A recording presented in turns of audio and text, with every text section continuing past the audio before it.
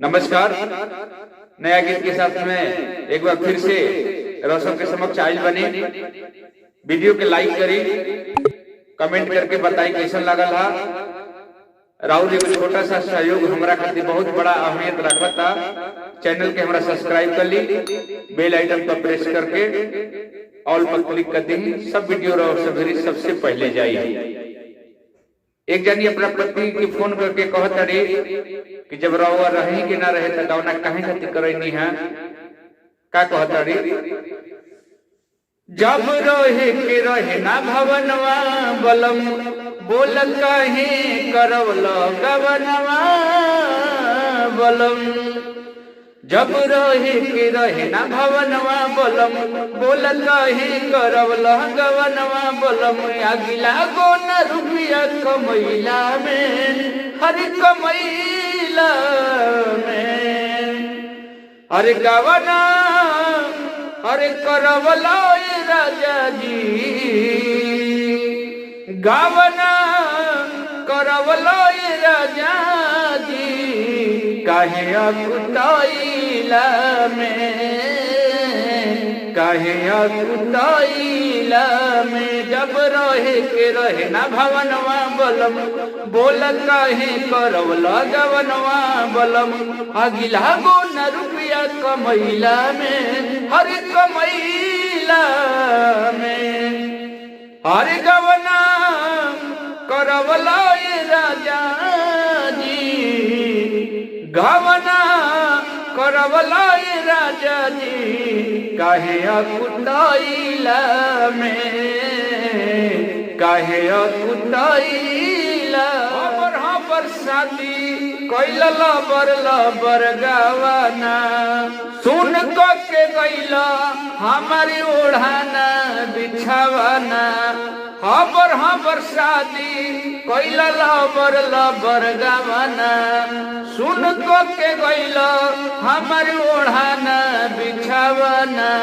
पेट भरे न भर पेट खैला में, हर खैला में, हर गवना करवला राजा जी,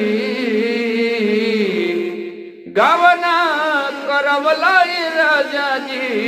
काहे अकुताइला में, काहे अकुताइला में। का होई रुपया बान्हिए के बोझा, तू ही जब रह बना अखिया के सोझा। हर का होई रुपया बान्हिए के बोझा, तू ही जब रह बना अखिया के सोझा। सिंगार सब कैला में, अरे कैला में, गवना करवला राजा जी, गवना करवला राजा जी। काहे अकुताइला में, काहे अकुताइला में। हरियावे में तेरी जतने करब तू पिया हो, सेडिया पटहकत रही रही के जिया हो। हरियावे में तेरी जतने करब तू पिया हो, सेडिया पटहकत रही रही के जिया हो। अजय बाटे चन्हा की गाड़ी धैला में, हर धैला में, गवना करवला राजा जी, गवना करवला राजा जी। काहे अकुताइला में, काहे अकुताइला में।